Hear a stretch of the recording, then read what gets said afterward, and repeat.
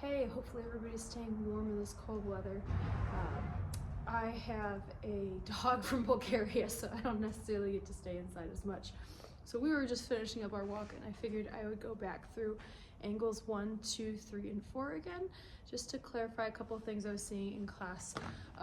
There are different places where the motions for these strikes can come from. For the purpose of training when you're starting out, usually those are shoulder cuts, meaning it comes from the shoulder. We do have elbow, and we do also have wrist.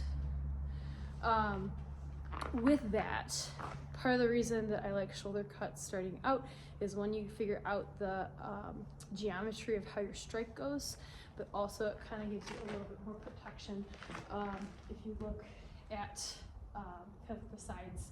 So I'm striking forward no matter how I'm striking, but when you do more of a fluid around the shoulder, you can see I'm not moving back or looking back, and you shouldn't be looking back with that, but I'm kind of protecting behind me too with how that strike finishes out. So those are angles 1 and 2. For those angles, an important thing, like I said, you're striking forward.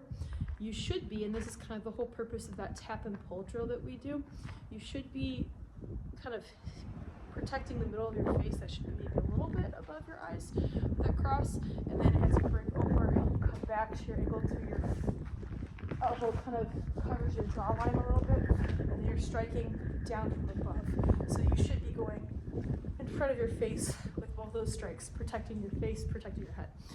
For the 3s and 4s, I think we've talked about this before, but just to clarify, so you're starting in that 3 chamber, you're going in front of the knee.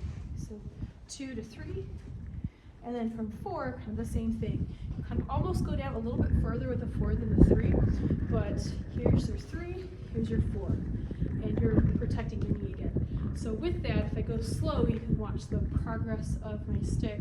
Starting off in chamber 1, I go from my angle 1, protecting my face, pop up to chamber 2.